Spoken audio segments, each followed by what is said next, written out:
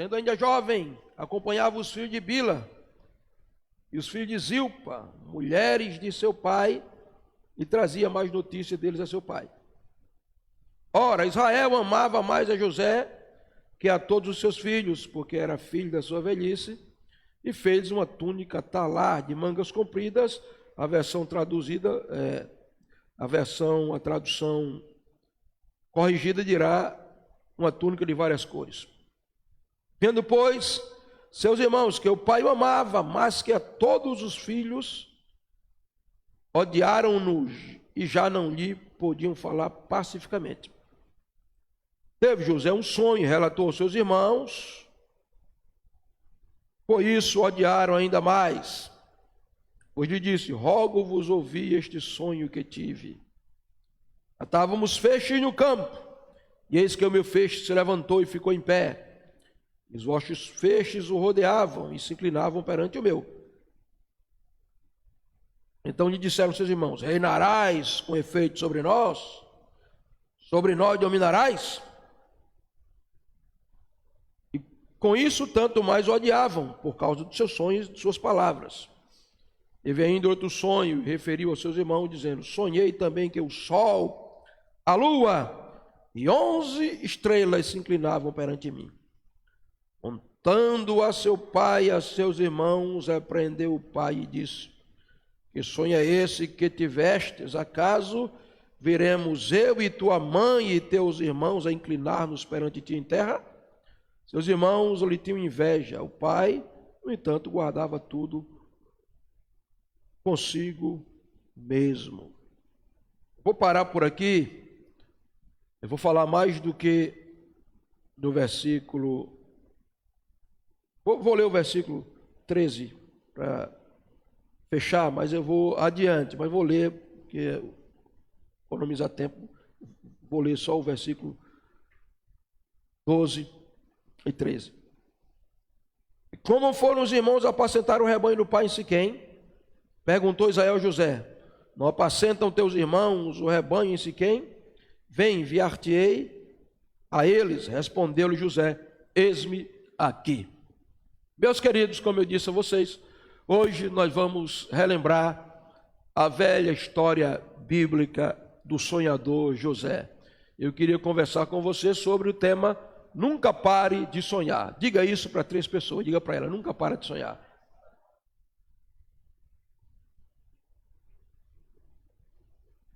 Sonhos estão dentro do plano de Deus para levar o homem a conquistar o propósito pelo qual ele nasceu. Aqueles que pararam de sonhar morreram emocionalmente, morreram espiritualmente.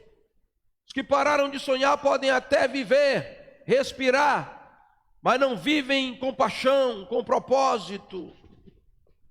Quando Deus quer usar um homem, a primeira coisa que ele faz é plantar um sonho no coração dele.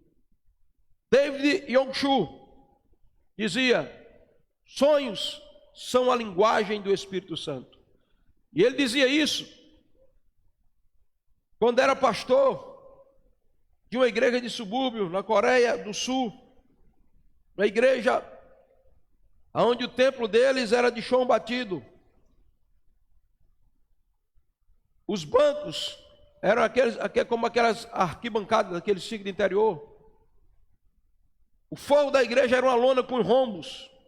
E a igreja estava na periferia, num dos bairros mais pobres da Coreia do Sul. Mas Deus começou a ensinar aquele homem a sonhar. Ele vivia numa situação paupérrima. A casa dele era um quarto. Não tinha cama. Não tinha mesa, não tinha cadeira, ele dormia numa esteira no chão, e ali no chão mesmo, naquela esteira, ele fazia suas refeições. E um dia, ele começou a ler a Bíblia, e leu o texto lá de Romanos, capítulo 4, verso 17 e 18, que diz que Deus chama as coisas que não são como se já fossem.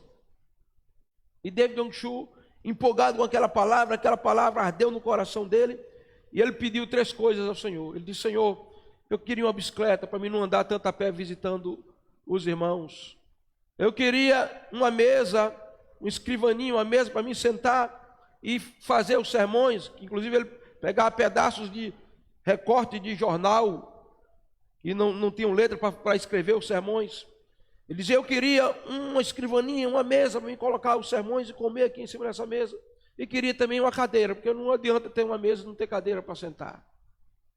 E um dia ele orando, e Deus trouxe o texto para o coração dele. Deus chama as coisas que não são como se já fossem.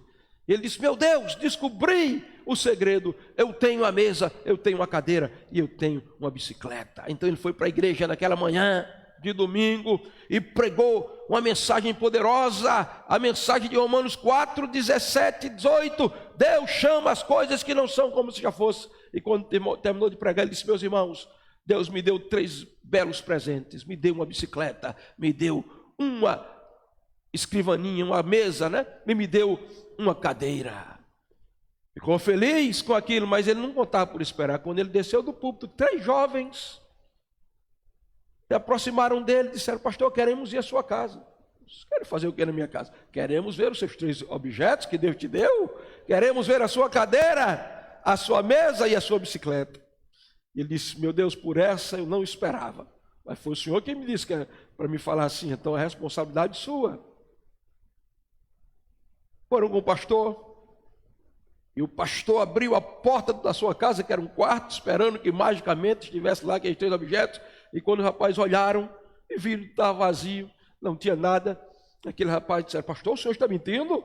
Sempre vimos o senhor como um homem de caráter. Disse, não se preocupe, preste atenção. Antes de vocês nascerem, vocês existiam? Nós existíamos antes de nascer? Como assim? Vocês foram um embrião, vocês foram um feto, vocês cresceram por 9 meses na barriga da mãe de vocês? Sim, existíamos. Onde é que vocês estavam? Na barriga da nossa mãe. Alguém podia ver vocês? Não, mas vocês estavam lá? Sim, estavam lá. E o pastor David disse, do mesmo jeito, eu tenho uma cadeira, uma mesa e uma bicicleta dentro de mim. Elas estão aqui dentro de mim. Eles olharam para o outro, começaram a rir e disse, essa nós não esperávamos, pastor. É a primeira vez que ouvimos falar que o homem engravida de uma cadeira, de uma mesa e de uma bicicleta. E saíram zombando do pastor. O pastor ficou triste. E saíram espalhando na comunidade inteira. O pastor que tem uma trigêmea, tem trigêmeo na barriga, uma mesa, uma cadeira e uma bicicleta. O pastor passava para o culto e aquelas irmãs que não gostam de falar muito, abriam a porta, olhavam e diziam, tão novo, pastor, mas não tem o juízo certo. Até que o pastor começou a orar, e 6 meses de oração, não tinha os objetos. E Deus disse, e ele foi orar, Deus, Senhor, eu sei que o Senhor quer me dar esses objetos, porque a tua palavra diz que o Senhor cumpre o desejo do coração dos justos, mas quando eu morrer, esses objetos não vão servir de nada, faz 6 meses que eu oro. E ele sentiu a unção de Deus, o Espírito Santo começou a falar com ele, disse, há 6 meses eu ouvi a sua oração, mas eu quero saber que tipo de bicicleta você quer, qual é o modelo da cadeira e qual é a mesa, porque existe centenas de bicicletas, de mesas, de cadeiras aqui na Coreia, seja específico. E ele disse, meu Deus, será que isso é a voz do Espírito? O Espírito Santo diz, sabe em Hebreus capítulo 11, a fé é o firme fundamento das coisas que se esperam. Que coisas? Coisas com nome, com detalhe. Deus estava ensinando ele a sonhar. Disse, diga o modelo da bicicleta, rapaz. Diga o material da mesa. Diga como é que você quer a cadeira. Senhor, é para dizer especificamente. Então, Senhor, eu quero uma bicicleta daquelas americanas. Aquelas bicicletas reforçadas. Quero uma mesa de mogno das Filipinas, que é uma madeira ótima. Senhor, me desculpe meu atrevimento, mas eu queria uma cadeirinha daquela cochoada que eu ficar rodando aqui, sonhando que isso aqui é um escritório, com aquelas rodinhas. E ele orou. Naquela mesma semana, um amigo disse, David Show, eu ia fazer uma mudança numa casa de uma pessoa ali, mas não vai dar para mim, você não quer ir lá ajudar? Ele disse, não, eu vou no teu lugar. E ele subiu, era um casal de missionários que estavam saindo da Coreia, voltando para os Estados Unidos. E ele subiu as escadas. Quando entrou no quarto, ele viu a bicicleta dele. Ele disse, meu Deus, a minha bicicleta, o modelo que eu pedi, o modelo americano. O coração começou a pulsar, mas ele ficou calado, não disse nada. Daqui a pouco ele olha assim, minha mesa de mogno das Filipinas. Meu Deus! e olhou, a minha cadeira. Começaram a encher o carro para levar a mudança. E o carro ficou cheio demais.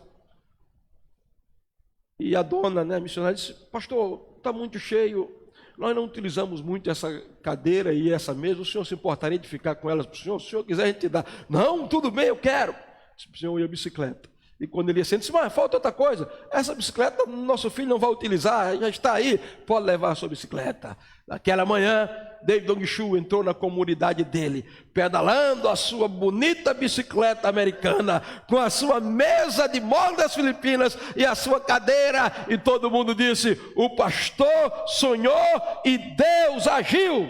Resultado. A igreja do pastor David Dong Shu hoje é a maior igreja do mundo, a igreja local com 1 milhão de membros. Ele foi um dos pioneiros da visão celular. Um homem que andou o mundo todo. Foi ele quem disse, sonhos são a linguagem do Espírito Santo. Quantos querem conquistar aqui, em qualquer área da sua vida, emocional, material, acima de tudo espiritual? Levanta a sua mão. Então hoje você vai começar a aprender a sonhar novamente. Amém? José. A gente podia colocar o nome de José, o sonhador imortal, como John Byner escreveu o livro Peregrino, o sonhador imortal. Vamos, queridos, observar então algumas características do sonhador. Em primeiro lugar, vamos ver o legado de um sonhador. Todo sonhador, muitas vezes, sonha porque recebeu um legado, uma herança, algo que alguém com mais maturidade passou para ele. José era sonhador por causa de um legado. Veja comigo, verso 2, capítulo 37, olha aí na tua Bíblia. Esta é a história de Jacó, tendo José 17 anos. Diga, a história de Jacó. Diga de novo, a história de Jacó, tendo José 17 anos.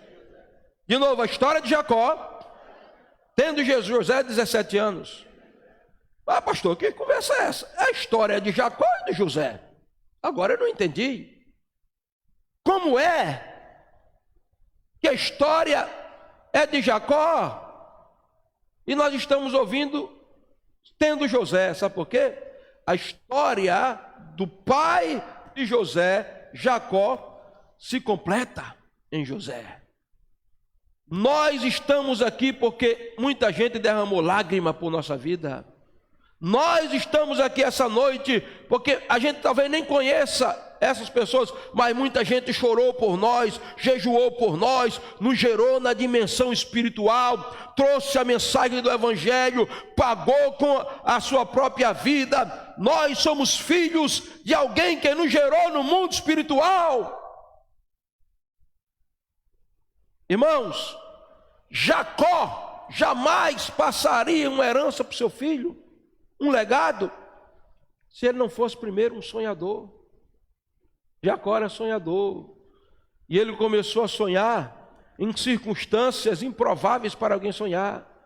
Vai para onde, Jacó? Vai para onde? Eu vou correndo. Cadê o jumento? Se precipitou e a bagagem, eu estou sozinho. E vai, por que você vai correndo? Eu vou fugindo da terra de meu pai, porque meu irmão quer me matar, porque eu fiz uma besteira. Ele chega no deserto, cansado, noite escura. Ele não tem onde dormir. Ele coloca a cabeça numa pedra e a Bíblia diz que ele começa a sonhar.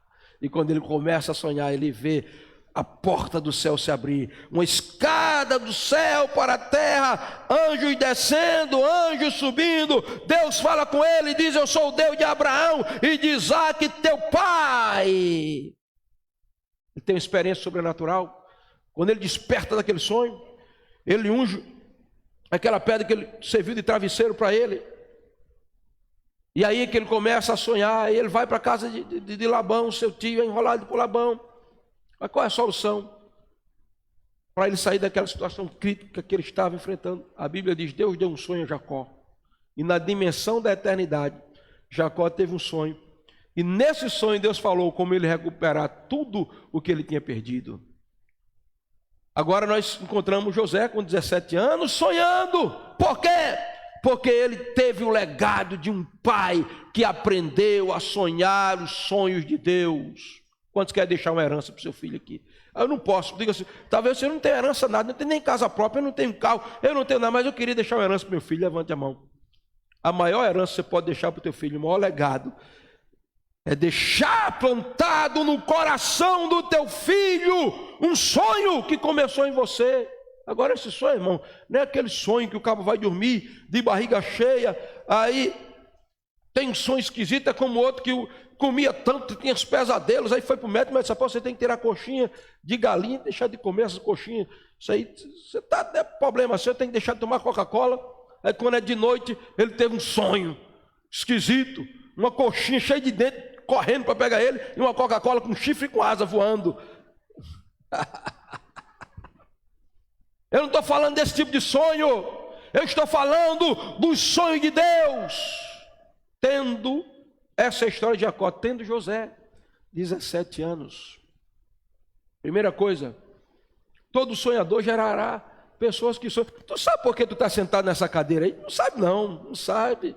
É porque um menino de 5 anos de idade estava sentado num banco de madeira há 48 e tantos anos atrás. 48 não, porque 48 ele tem agora, o menino. Estava sentado num banco de madeira, ele tinha 5 anos de idade. E o pai dele estava vestido com um terno, pregando, e algo começou a arder no coração daquele menino de 5 anos de idade. Ele disse: eu um dia quero estar num púlpito pregando assim como meu pai está pregando. E aquele menino se viu naquele púlpito pregando, e algo ardia dentro dele. E ele com 5 anos começou a sonhar. Aí depois, com 6 anos, ele se apaixonou por uma menina de 7. Um amor impossível. Mas ele sonhou dos 6 aos 21. Aí um dia, esse menino, casado já, 22 anos de idade, um amigo dele que esteve aqui nesse púlpito há uns anos atrás, foi visitá-lo. Interessante que eu conheci esse rapaz, Cláudio, solteiro ainda, e quando ele me viu, ele veio falar comigo. Eu disse: ó, rapaz, onde você é? Eu sou de Baía Formosa. E ele disse: eu conheço você. Você não conhece de onde? Eu sonhei com você. Sonhou comigo? É do mesmo jeitinho, você magrinho assim, eu tinha um bigodinho naquela época. De joia, porque eu sou mais bonito agora, né? Isso agora é muito feio. Fiquei amigo do Cláudio. Nós fomos fazer uma vigília na minha casa. Deus abriu a visão espiritual dele. Disse: estou vendo a igreja em cima de uma rocha, mas não tem pastor. Essa igreja está sem púlpito. Você é o pastor, receba essa igreja. Faz mais de 30 anos isso. Escute, um dia eu estava evangelizando um alcoólatra. Que homem é vivo ainda hoje, mora na cidade e foi liberto do alcoolismo. E Deus me deu uma visão, uma revelação. Uma cobra sucuri, daquelas como sucuri, enrolando aquele alcoólatra e quebrando todos os seus ossos. E quando eu vi aquilo, eu me aproximava, quando eu colocava a mão nele, a cobra soltava ele. E aí eu me vi nas ruas dessa cidade. Lembro, estou vendo agora, como se fosse agora. As ruas estavam trevas terríveis. E eu estava andando na rua daquela cidade, de repente eu olhava para a minha mão, tinha uma lanterna. Na ponta dessa lanterna, a luz dessa lanterna era um grande diamante, onde eu ia colocando aquela lanterna e focando. As trevas começavam a ser dissipadas e eu era transportado por uma montanha. Me lembro a rua onde estava aquela montanha.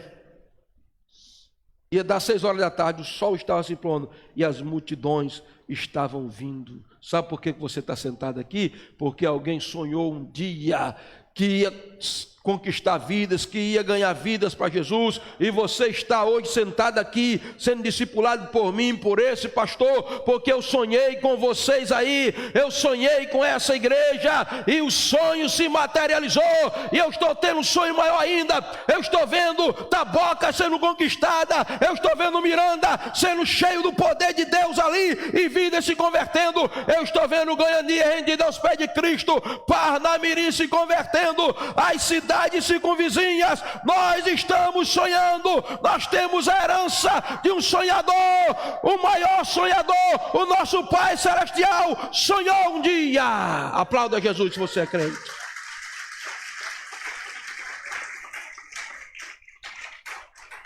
Você está aqui, meu irmão, por causa do sonho de Deus. Isso é fruto do sonho de Deus. Diga um legado. Sendo José, de 17 anos, apacentava as ovelhas de seu pai. Em primeiro lugar, o legado de um sonhador. Segundo lugar, segunda coisa que nós podemos observar nesse texto é a identidade de um sonhador. Está aqui no versículo 3. Ora, Israel amava mais José que todos os seus filhos, porque era filho da sua velhice, e fez uma túnica, diga, talar, de mangas compridas. Outra versão dirá, uma túnica de mangas compridas, mas colorida. Todo sonhador tem uma identidade própria. Josézinho, meu filho, vem cá, o que é que o senhor quer, painho? Estou aqui, tenho um presente para você. Presente, painho, é um presente. E lá vem Jacó, velhão, já velho. O xodó dele era José. Lá vem ele com a túnica. Chega aqui, meu filho. Experimente essa túnica. Coloque essa túnica de mangas compridas, de várias cores. Eu parece que vejo José vestindo aquela túnica, se sentindo lá chique, elegante. Era um terno da Broxfield da época, se sentindo elegantíssimo. Mas Jacó está dizendo, meu filho, você não entende não. Essa túnica aí é para distinguir você. É para dizer que você é alvo de uma herança que eu quero te dar. Eu quero colocar você no comando. Porque reis, filhos de reis, príncipes é que usavam túnica de manga comprida. Você pode ver 2 Samuel 13, 18. Está lá, as filhas do rei, as virgens e os filhos se vestiam de maneira específica. Agora, José tinha mais 11 irmãos. Se ele colocasse aquela túnica em Judá talvez era atlético, forte, não ia caber. Se ele colocasse aquela túnica em Simeão, não ia dar certo. Porque aquela túnica diferenciava, dava identidade a José, era do tamanho dele, foi feita sob medida para ele, para dar identidade. Todo mundo que olhasse, dizia, se não conhecesse José pelo nome, ia dizer, não, rapaz, aquele é o filho de Jacó, olha, como é que você sabe que o nome dele é José, como é que você sabe? Não é a túnica dele, ó. A túnica está lá, de várias cores. Deixa eu dizer uma coisa para você, você está aqui porque você é o xodó de Deus, e Ele te deu uma túnica, uma identidade que não cabe em ninguém mais, só em você. Tem gente que quer ser outro, irmão. Seja você, Deus vai te usar com o teu jeito, com a tua maneira, com o teu estilo, porque a Bíblia diz que a sabedoria de Deus é multiforme e não uniforme. Ninguém aqui é igual, todo mundo tem um digital diferente. Deus deu uma túnica especial para você, que só cabe em você, e é com esse seu jeito que Ele vai te usar para a glória dEle. Tem gente, irmão, que eu já nunca soube fazer isso, né? Mas isso é coisa de quando a gente está começando. Mas tem gente que começa a pregar e é uma bênção. Mas você vê o indivíduo, o estilo dele é outro, a maneira. Eu me lembro de um pastor, presta atenção, que começou o ministério empolgado e tal, mas ele estava centrado em si mesmo. E um dia, um velho agricultor foi levado para a casa dele, estava um pouco diante, ele cuidou do velho. Quando o velho estava se recuperando, disse: essa noite, pastor, eu vou ao culto, vou ver você pregar. E o velho agricultor foi lá, e quando terminou o culto, ele chamou o pastor e disse: pastor, eu tenho algumas coisas para lhe dizer. Eu sei que vai mexer com o senhor, mas eu preciso dizer. O que é que você tem que dizer? Eu quero dizer que o senhor precisa de unção na sua vida. O pastor ficou assim. Quer dizer que o senhor é um cara muito inteligente, que o senhor tem capacidade de transmitir tudo aquilo ali. Mas eu quero dizer outra coisa para o senhor. O senhor não tem experiência com Deus. E outra coisa que eu quero lhe dizer, pastor, que vai doer muito. O senhor tem uma memória muito boa, é muito habilidoso, mas o senhor não parece o senhor no púlpito quando o senhor está no dia a dia, porque o senhor certamente imita outra pessoa. Tem gente que imita o jeito do indivíduo cantar, o gesto. Você já viu alguém pregando? Meu irmão, tenha a sua própria identidade. Aliás, você tem a sua própria identidade. Seja você mesmo, José de Deus, sonhador. Deus te deu uma túnica, está lá, uma túnica sob medida, que só cabe em você, para você ser identificado como alguém diferenciado, não pela sua própria capacidade ou pela capacidade do outro, mas por causa da unção peculiar que está na sua vida. Diga amém. Nós vimos aí o legado de um sonhador, a identidade de um sonhador. Nós vamos ver as palavras de um sonhador. Está no verso 5, veja comigo, ponto 3 aí. As palavras de um sonhador, coloca o versículo. Não, aí, as palavras de um sonhador, exatamente. Nós vimos o legado, as palavras de um sonhador, veja, verso 5.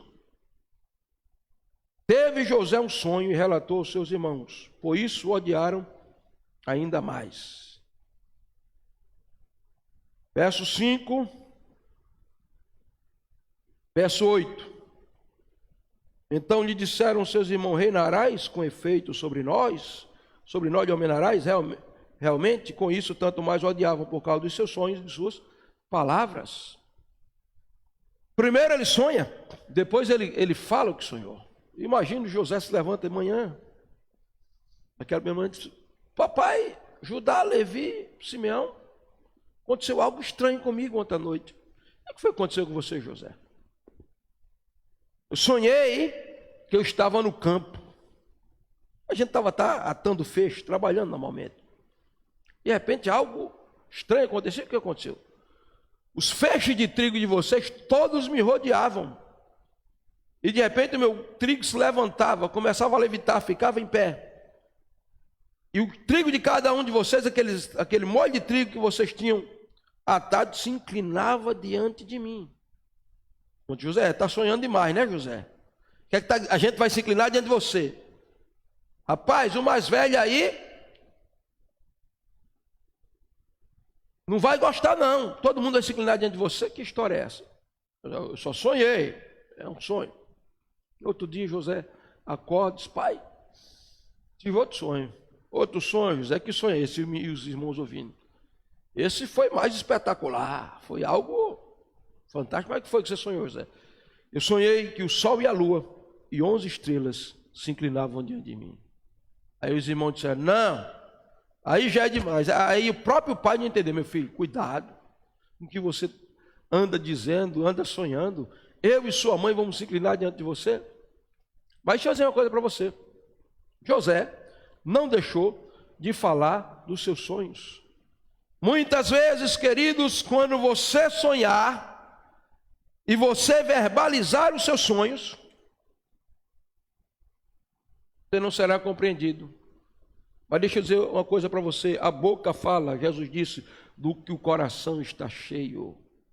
Libere palavra de vida. Primeiro você sonha, depois você fala com o que você sonhou. Não importa se alguém vai se opor a você, você vai abrir a sua boca e você vai liberar os decretos de Deus. Porque você tem essa boca aí, sabe para quê? Para falar dos decretos de Deus, dos sonhos de Deus, daquilo que arde no seu coração. Então muitas vezes precisamos sonhar e precisamos falar do nosso sonho. Quando eu comecei a igreja, nós éramos 7 pessoas. Na verdade, eu não comecei a igreja. A pastora Gracita me assessorava, nos supervisionava aqui, nos discipulava. Eu me lembro, a gente começou com 7 pessoas. Depois a gente tinha uns 10. E naquele prédiozinho, que cabia 40 pessoas apertado, pequeno. Eu dizia, irmãos, daqui a tanto tempo, nós teremos 40 pessoas aqui, nós seremos 40. E eu pregava empolgado, como se estivesse pregando para os 40. Eu me lembro da irmãzinha, velhinha, não sei se ela viajou, não sei se ela é viva ainda, mas ela chegava e dizia, mas é muita ousadia do pastor, 40 pessoas, como é que teremos 40 pessoas aqui? Era o limite da fé dela. Mas sabe uma coisa, eu comecei a falar que nós íamos ter 40, daqui a pouco nós tínhamos 25, e eu continuava a pregar e dizer que nós íamos ter 40, daqui a pouco nós tínhamos 30, daqui a pouco nós tínhamos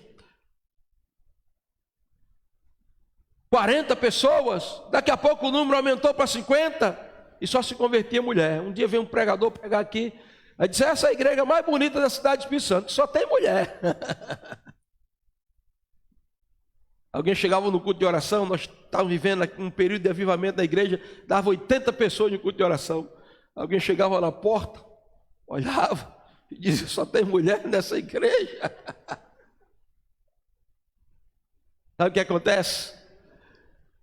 Nós chegamos a 50, a 60, a 70, a 80, a 100, a 120, a 130, a 140, e eu estou falando, nós seremos uma igreja daqui a pouquinho de 500, e nós vamos chegar, quem sabe, a 1000, ou a mais de 1000, é assim que nós devemos falar, porque é assim que nós sonhamos. Sonhador, abra a tua boca para liberar o decreto de Deus, porque aquilo que você fala na terra, movido pelo Espírito, Deus confirma no céu e faz se materializar.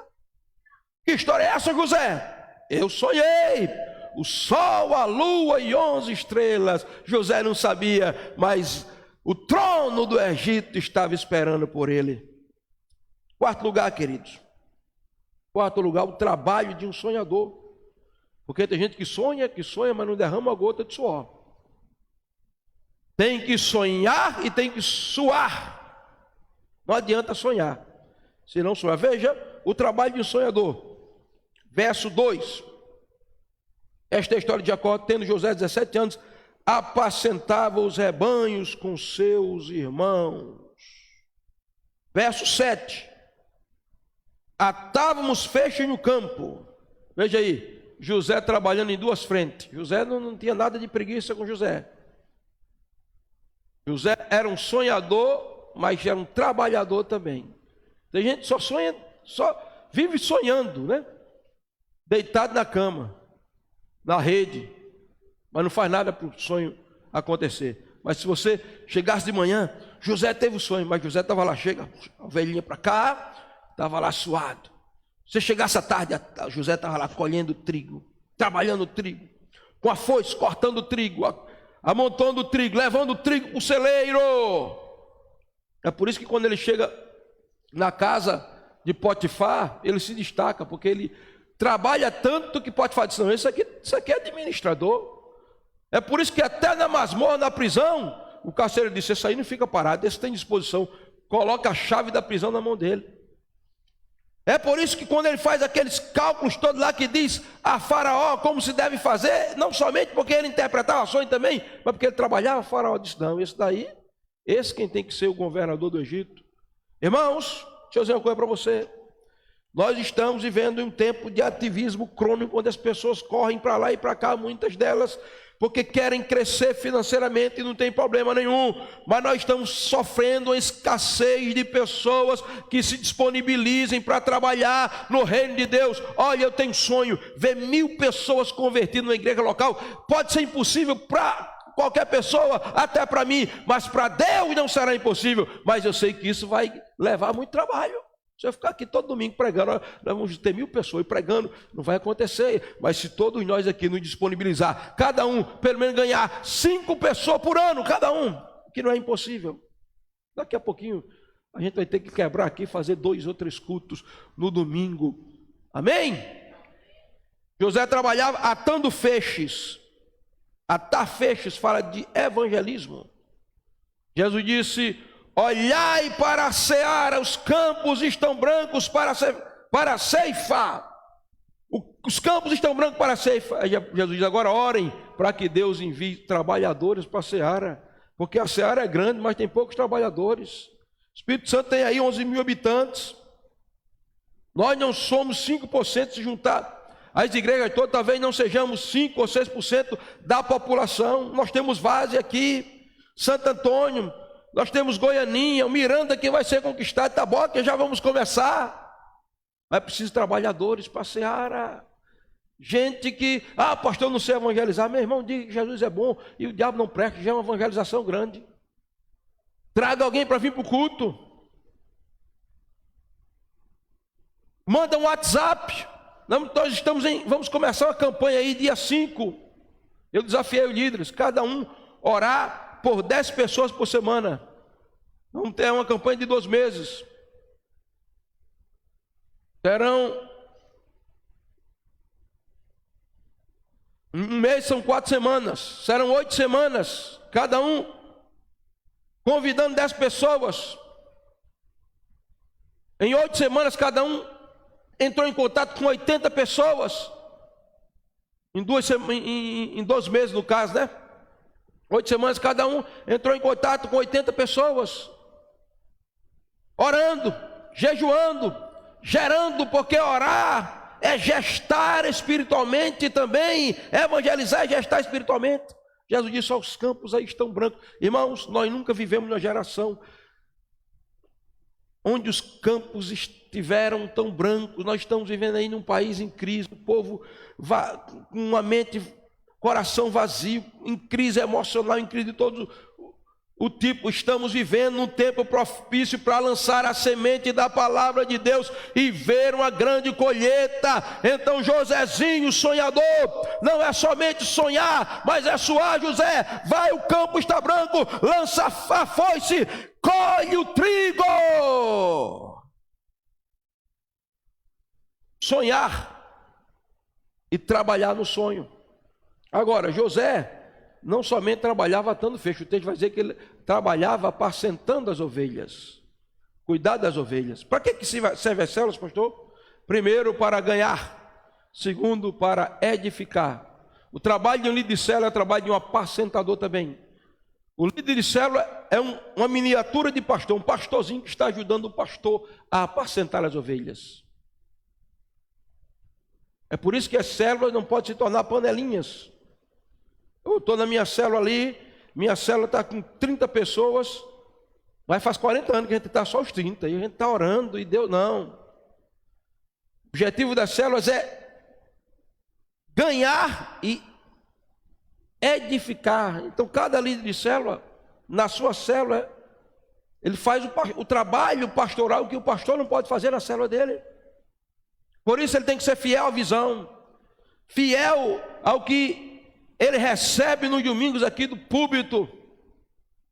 Deus nos chamou para sonhar, mas ele nos chamou para trabalhar. Está aqui José, atando feixes e cuidando de ovelhas.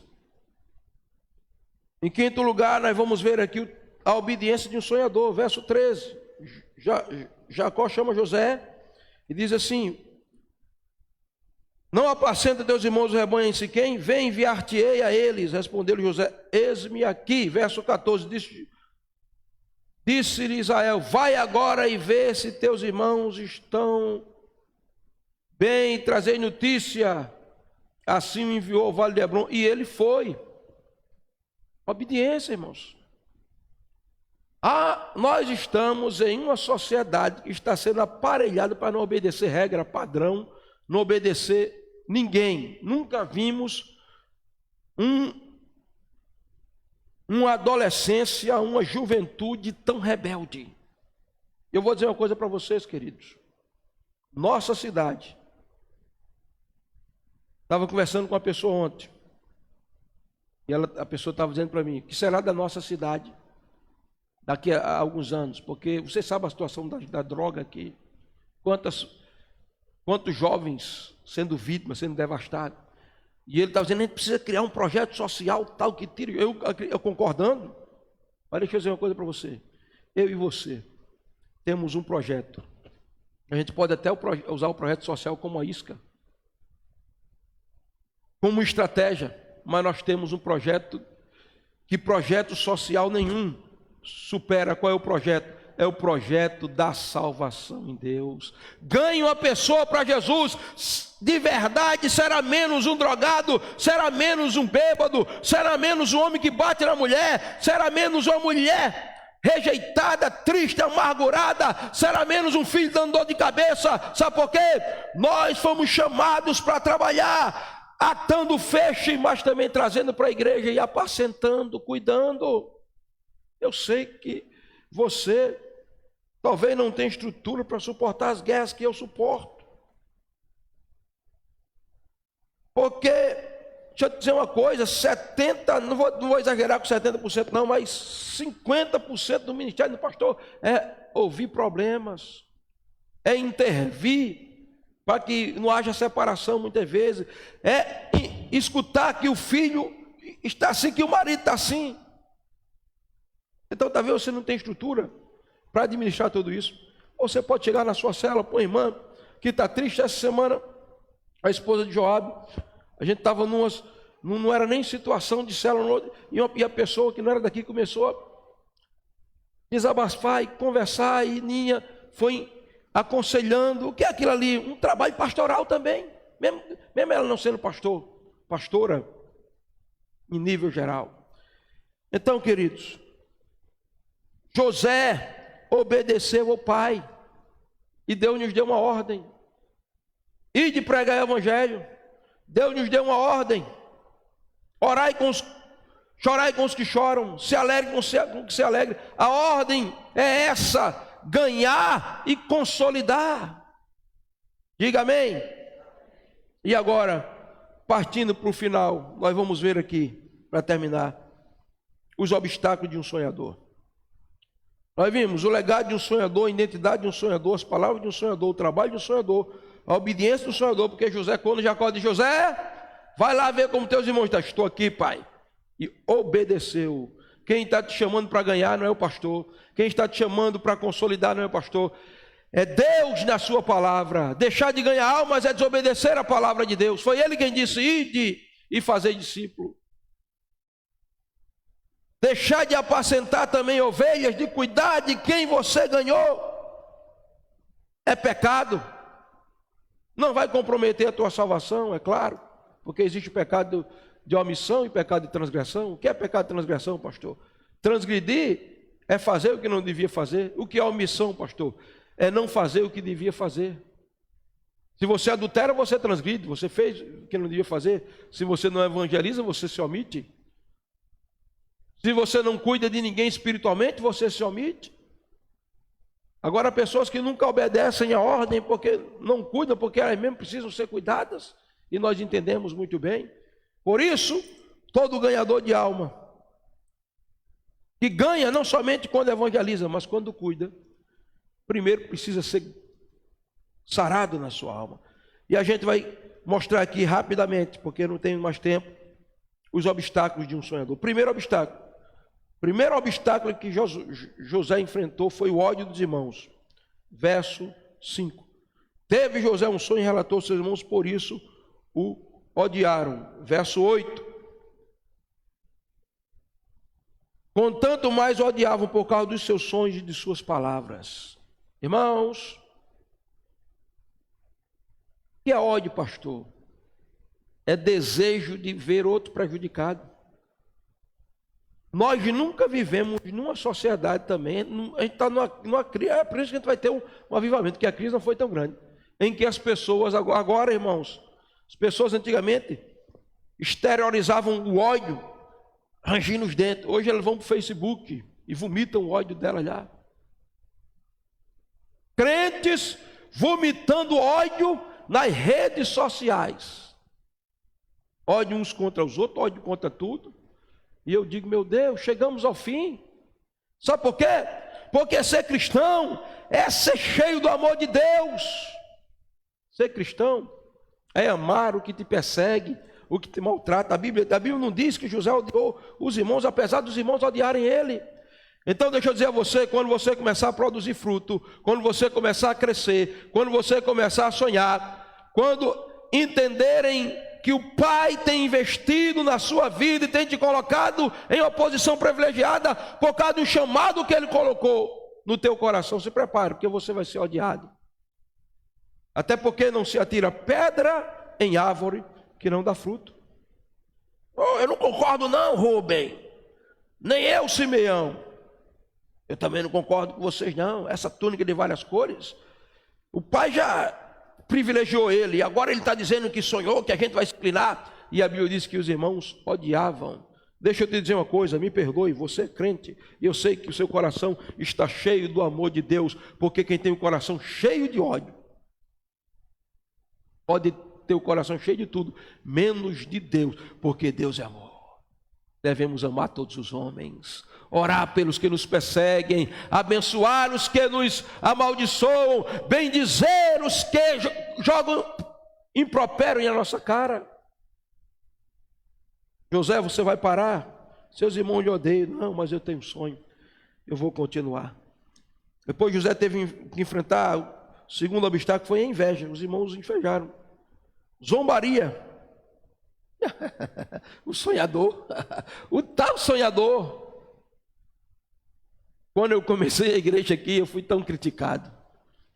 Diziam que em Sejeca era o Ponte Clube 2. Um dia a gente estava dançando aqui, celebrando, alguém veio olhar ali na porta e saiu dizendo: olha, vou te mostrar um negócio aqui, uma igreja que o povo dança. Sabe uma coisa? Quanto mais eles criticavam e zombavam de José, mas Deus estava dizendo assim: estou de olho em você, José. Eu tenho uma cadeira no governo do Egito para você. Estão zombando de você, irmãos? Não fique triste não, glorifique a Deus. Por quê, pastor? Você está no caminho certo. Ninguém faz oposição a quem está parado, a quem não representa nada. Sabe por que os irmãos de José odiavam ele, zombavam dele, criticavam ele? Porque José era uma ameaça para eles, porque eles queriam o governo, mas o pai sabia que o governo Deus tinha dado a José. Amém? Conspiração, eu não tenho tempo para falar. Sedução. Veja, o texto do versículo 18 diz que de longe os irmãos conspiraram, maquinaram um projeto para matar os sonhos de José. Jogaram ele no poço lá, você viu, você conhece a história. E aí José foi vendido como escravo, foi lá para o Egito, chegou lá, Potifar viu que José era diferente, colocou ele como administrador. Aí o diabo disse assim: Rogério, rapaz, o ódio ele venceu, a inveja ele venceu, a zombaria ele venceu, nós conspiramos contra ele e nada, só tem uma coisa, vamos usar agora a sedução sexual. O Maurício disse que tem 3 Fs que derrubam qualquer ministério, se a pessoa se deixar dominar: a fama, a fazenda, que é o dinheiro, e a fêmea. Grandes ministérios caíram por causa da sedução sexual. E a Bíblia diz que a mulher de Potifar viu José, aquele galã bonitão, se apaixonou por José e ficava: José, deita comigo, José. E José resistindo. José é um homem já solteiro, mas resistindo. Até que teve um dia que José chegou em casa, não tinha ninguém. E ela agarrou: hoje você se dedica. José disse: eu não vou fazer isso, sou fiel a Deus, não vou pecar contra ele, não vou pecar contra Potifar. A Bíblia diz que ela agarrou a roupa de José, mas José saiu correndo. Porque deixa eu dizer uma coisa para você: ao diabo você existe, da tentação você foge. Não queira ser forte contra a tentação, corra da tentação. Paulo disse a Timóteo: do desejo da mocidade, Timóteo, foge. Ela ficou com a roupa de José e gritou. E quando chegaram, o que foi que houve? O servo hebreu tentou me forçar aqui, e aí vem o outro obstáculo, a calúnia. E José foi para a prisão. E vou terminar. O último obstáculo contra o sonho de José foi o tempo. Porque veja, José tinha 17 anos. Jogaram na cova, vendido como escravo ao Egito, um tempo na casa de Potifar. Da casa de Potifar ele foi para a prisão, passou um tempo, e só com 30 anos José vai assumir o governo do Egito. 13 anos se passaram. Parecia que nada ia acontecer. Sabe por quê? Deus te dá um sonho. Você é perseguido por causa do sonho. Você é caluniado por causa do sonho. Você é tentado por causa do sonho. Você é odiado por causa do sonho. E às vezes você pensa, esse sonho não vai se cumprir. Mas como disse alguém, entre a promessa e o cumprimento da promessa existe um deserto chamado tempo. Tem muita gente que não sabe esperar, ele ora um mês, se não acontecer, ele desiste. Mas José passou 13 anos sonhando, crendo, firme, fiel. Eu me apaixonei com 6 anos, aí tive que esperar até os 21. Mas vou dizer a você, um dos dias mais felizes da minha vida, porque não dizer o mais feliz depois que entreguei a minha vida a Jesus. Foi como depois daqueles anos todos, um menininho de 6 anos que sonhou, quando eu estava lá no altar. Meu amor, estou chegando já por aí.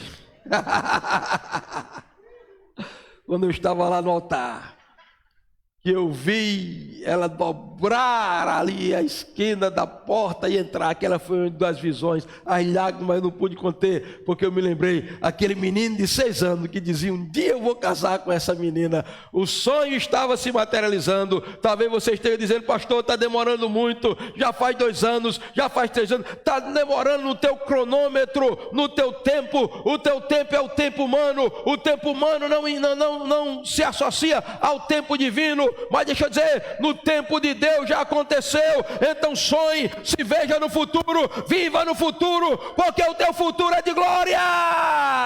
Dê um aplauso a Jesus.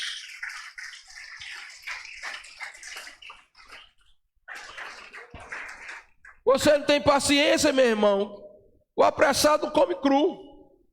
Você planta a semente, espera a chuva vir, rega a terra, o fruto antes de nascer, tem que apodrecer ali, é um tempo, nada é automático.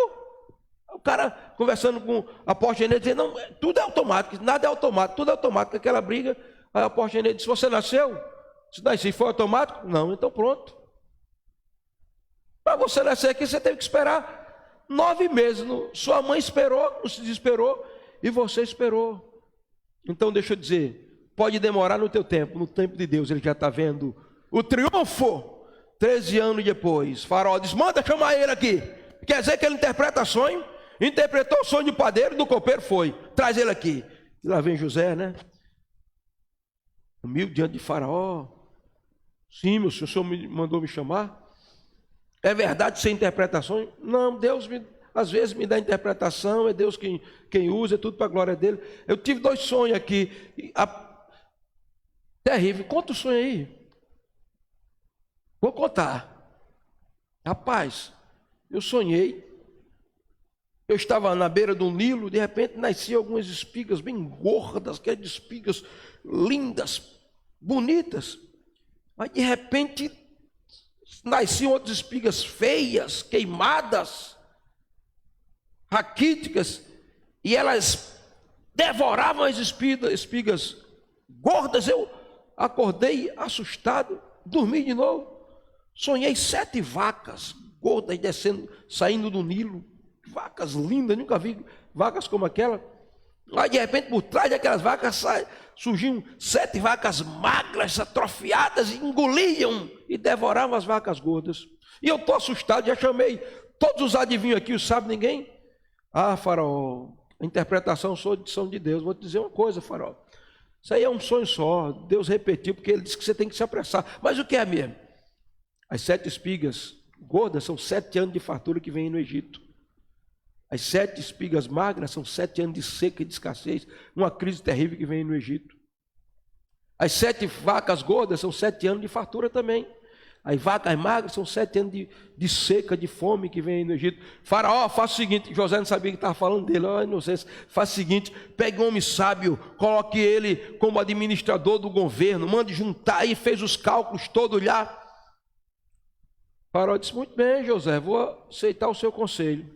O homem é você, rapaz. Aí disse, será que a gente ia achar um varão como esse, um homem como esse, que tem a sabedoria de Deus? José, sente aqui do lado do meu trono, traga um colar, coloca nele, coloca anel.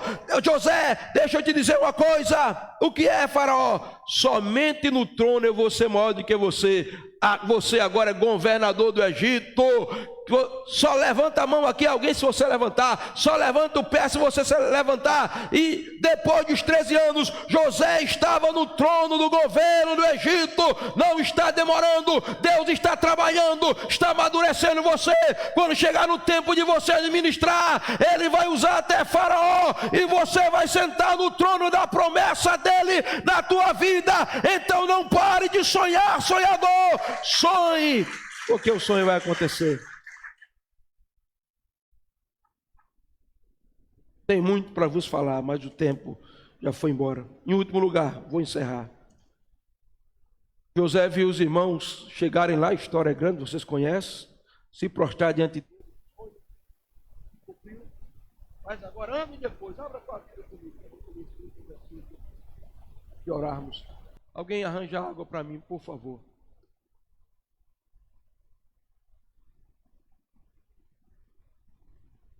Pode deixar que ele vai pegar, viu, Verônica? Abra a tua Bíblia em Gênesis, capítulo 50.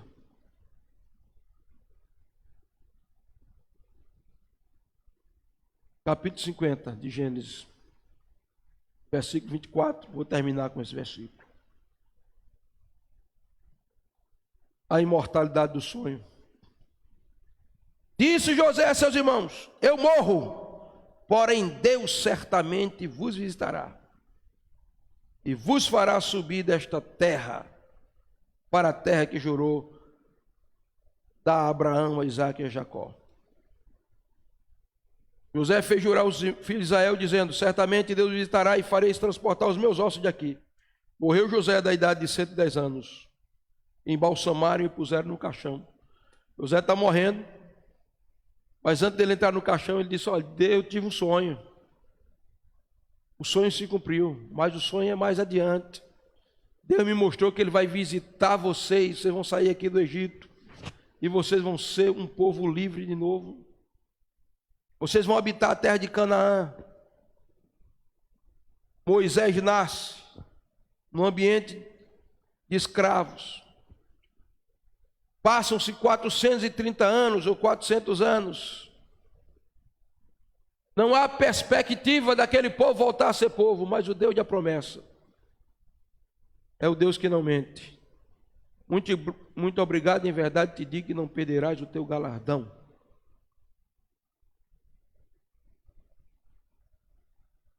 Deus levanta Moisés. E agora 3 milhões de pessoas estão saindo do Egito. Já faz gerações que José morreu. E Moisés pega um caixote e vai saindo com aquele caixote. E alguém diz: olha, sabe o que é que Moisés está levando ali? É os ossos de José. José, o sonhador. Ele teve um sonho que Deus ia visitar a terra do Egito, ia tirar a gente daqui. E alguém pergunta: Moisés, vai para onde? Estamos saindo, rapaz, estamos indo para a terra de Canaã, terra da promessa. O que vai levando aí, Moisés? É os ossos de José? É nada, rapaz. Eu estou levando aqui um sonho, porque sonhos não morrem. Ei, deixa eu dizer uma coisa para você. Eu tenho um sonho de um grande avivamento nessa cidade. E eu oro para que eu esteja vivo ainda quando esse avivamento acontecer. Eu não sei se Jesus vai voltar. Eu sei que Ele está perto de voltar. Mas eu sei, se eu não vir esse sonho na minha totalidade, eu profetizo essa noite que os meus filhos virão, meus netos vão ver, meus bisnetos vão viver. Porque sonhos são imortais. Sonhe, sonhador, e continue sonhando, porque os teus sonhos nunca morrerão. Vamos ficar de pé.